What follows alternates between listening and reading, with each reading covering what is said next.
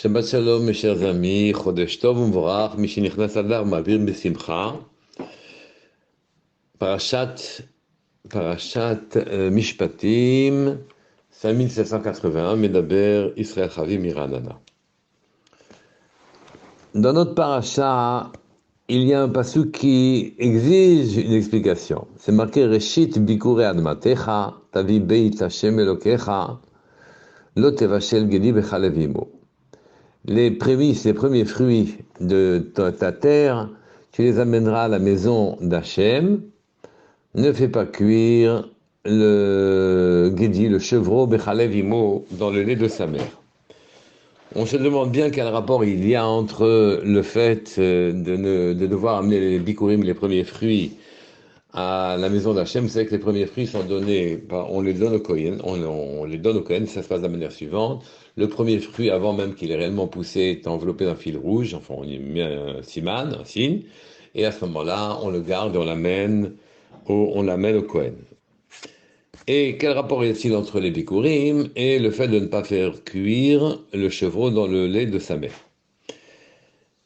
3 fois est marqué dans la Torah l'interdit de faire cuire le lait dans de la viande. C'est marqué chez nous dans le parasha, donc parashat Mishpatim, c'est marqué aussi dans parashat Kitissa, et c'est marqué aussi dans parashat Re'eh. 3 fois le même interdit, pour nous indiquer qu'il est interdit de faire cuire du lait de la viande même si on n'en mange pas.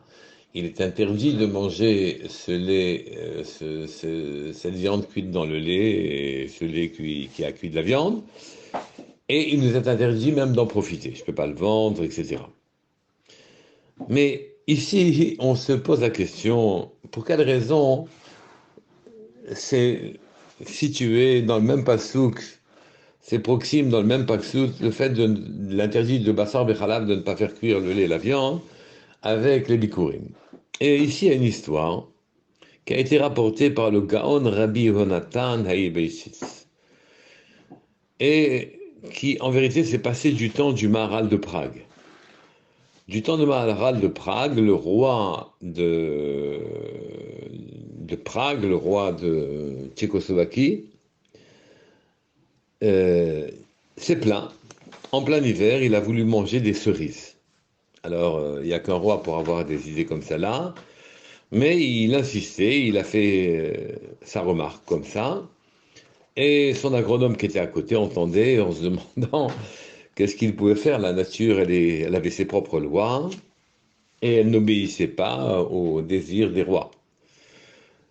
Et donc, il s'est trouvé dans une situation où il ne pouvait pas satisfaire son souverain.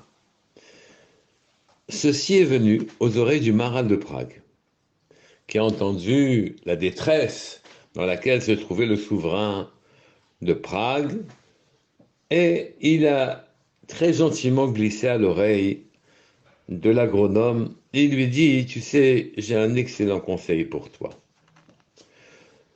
Ton roi, notre roi veut goûter des cerises en plein hiver. Je pense que j'ai la solution. À l'époque, naturellement, les transports ne permettaient pas de faire venir les cerises des endroits où elles poussaient, où c'était l'été ou le printemps, et donc il n'y avait pas de cerises en hiver. Mais il lui a dit, je peux résoudre ton problème. Il lui dit, tu vas prendre un chevreau et tu vas le faire cuire dans du lait. Et ce liquide-là, tu vas le verser sur les racines du cerisier. D'un cerisier jeune, en quelque sorte. Tu feras cela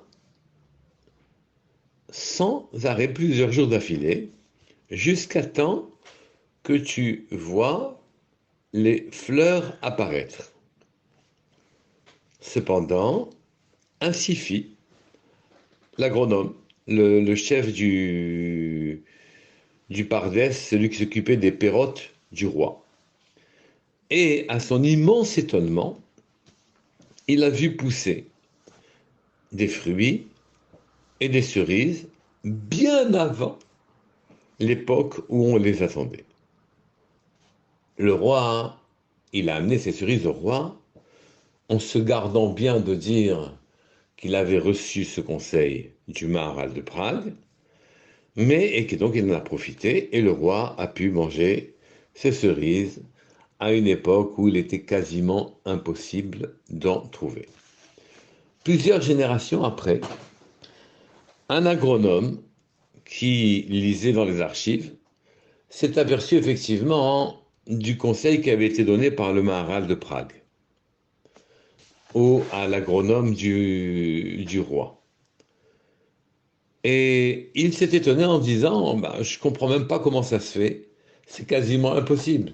Quel rapport y a-t-il entre du lait dans lequel on a fait bouillir de la viande et, euh, et le fait que poussent plus vite les cerises? Alors, là, c'est le Gaon, Rabbi Isaac, excusez-moi, Rabbi Yonatan Aïbeshitz, c'est le Gaon qui lui a répondu, lui dit, écoute, c'est écrit dans la Torah, tout simplement. Et c'est ça que le Maharal savait, oui. C'est écrit dans notre pasouk, Reshit Bikure Admatecha, Tavi Beit Elokecha. Si tu veux faire venir plus rapidement les bikurim, les premiers prémices, les premiers fruits de ta terre à la maison d'Hachem, et le Kecha dont Dieu, alors, l'otevachel gedi bechalev imo, je te colle cet interdit qui concerne les hommes de ne pas faire cuire, mais toi tu es un goy, il n'y a pas de problème, tu pourras faire cuire le lait et la viande ensemble, et de ce liquide dans lequel aura cuit le lait et la viande, oui, tu pousseras, tu feras arriver plus vite les bikurim. Ces bikurim pourront arriver plus vite à la maison du roi. Il n'y a pas de problème dessus. Donc la smichut, le fait que les deux psukim aient été collés, c'est pour nous donner cette merveilleuse interprétation et que le Gaon, donc Rabbi Yonatan Aïbeshis, a dit c'était comme ça qu'on a été zariz, on a fait pousser plus vite les cerises et que les cerises sont arrivées là-bas pour pouvoir prouver à quel point la Torah fait réagir les plantes. Shabbat Shalom Mevorach, Kol Tuv Chodesh Tov U'Mvorach.